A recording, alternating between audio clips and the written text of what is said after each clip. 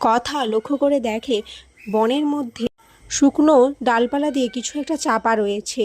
এটা দেখে সে এগিয়ে যায়, সেখানে তার পায়ে কাঁটা ফুটে যায়, যেটা দেখে অগ্নি নিজে রুমাল দেয় আর পূর্বা সেই রুমাল দিয়ে কথার পায়ে বেঁধে দেয়। অগ্নি কথাকে বলে যে সামান্য কাঁটা সামলাতে পারছে না সে আবার নাকি টেরোরিস্ট সামলাবে। এরপর ভালো করে অগ্নি শুকনো ডালপালাগুলো সরিয়ে সেখানে দেখে যে একটা গুহা। এরপর পূর্বা, অগ্নি, কথা তিনজনে মিলে সেই গুহার ভেতরে প্রবেশ করে। আর সেখানে যে তারা অনেক কিছু দেখতে পায়, যে কেউ এখানে ছিল, অনেক কিছু করছিল এখানে। এরই মধ্যে অগ্নি কথার সাথে ঠিকভাবে কথা বলছিল না, পূর্বার মাধ্যমে কথা বলছিল কথার সাথে, যেটা থেকে পূর্বা কথাকে বলে, আচ্ছা কথা, তোমরা কি এভাবেই কথা বলতে আগে? তখন কথা বলে, না আসলে উনি আমার উপর এখন অনেক রেগে রয়েছেন, তাই জন্য এরকমভাবে আমার সাথে কথা বলছেন। এরপর সবাই মিলে সেই গুহাটা ভালো করে খুঁজতে থাকে যদি কোনো ক্লু পাওয়া যায়। ঠিক তখনই কিছু গুন্ডা ওখানে চলে আসে। কথার পূর্বা বলে ওরা এখানে পড়ে গেছিল তাই চলে এসেছে, কিন্তু গুন্ডাগুলো ওদের কোনো কথা শোনে না, ওদেরকে ধরে ফেলে। ঠিক তখনই অগ্নি ওখানে আসে আর এসে গুন্ডাগুলোর সাথে যুদ্ধ করে। এরই মাঝে একটা গুন্ডা অগ্নিকে আঘাত করে আর ঠিক তখনই পুলিশ ওখানে চলে আসে আর গুন্ডাগুলোকে ওখান থেকে নিয়ে যায়।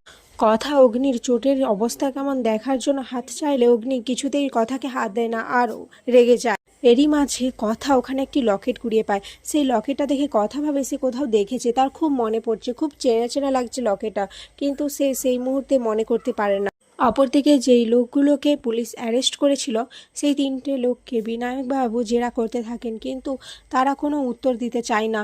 তারপর তারা কিছু জানে না এটাও বলতে থাকে। অপরদিকে অগ্নির হাতে চোট লেগেছে সেটা দেখে তার ভাই বোনেরা খুব চিন্তা করতে থাকে, কারণ সে হাতটা খুলতেই পারছিল না। এদিকে কথা দরজার আড়াল থেকে সমস্ত কিছু লক্ষ্য করে।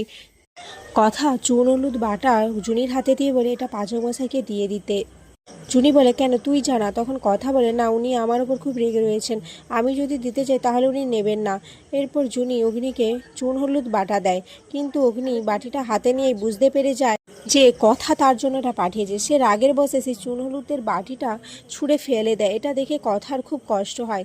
সে বলে, আমি জানি পাচক মশাই আপনি আমার উপর রেগে রয়েছেন, কিন্তু আমি আপনার ব্যবহারে খুব কষ্ট পাচ্ছি পাচক মশাই, আমি জানি আমি আপনাকে কষ্ট দিয়েছি, কিন্তু আপনিও কি আমায় সেই কষ্টটাই দেবেন? এরপর কথা নিজের ঘরে এসে চিন্তা করতে থাকে যে সেই লকেটটা সে কোথায় দেখেছে। এসব কিছু ভাবার মধ্যেই প্র্যাটি, জুনি, আক্কি, নীলাদ্রি এরা সবাই চলে আসে কথার কাছে। তখন কথা প্র্যাটিকে বলে রিচার ওপর একটু নজর দিতে, কারণ তার রিচাকে খুবই ডাউট লাগছে। অন্যদিকে রিচার বাবা বাসু গুরুজি প্রান্তিকা রিচাকে বলে, কিভাবে এটা পসিবল হলো? অগ্নিবহ গুহ এখনো কিভাবে বেঁচে রয়েছে বলো। তখন রিচা বলে, আমার মনে হয় ওই বুলি হচ্ছে কথা, কারণ কথা তো বোটানিস্ট ছিল আর ও এইসব কিছু তৈরি করতে পারতো, অ্যান্টিডোট এইসব কিছু ওর কোনো ব্যাপার ছিল না, কিন্তু বুলি এইসব কী করে বানালো? কথা যদি মরে থাকে তাহলে বুলি এইসব কী করে পারলো না? আমার মন বলছে কথাই বেঁচে রয়েছে। তখন বাসুকুরিচি বলে, কথা হোক বা বুলি, অগ্নিভ, এরা দুজনেই যেন মারা যায়, আর সেই ব্যবস্থাটাই তোমাদের করতে হবে। আমি ওদের দুজনেরই একসাথে মৃত্যু দেখতে চাই। আর এখানেই আজকের পর্ব শেষ হয়ে যায়।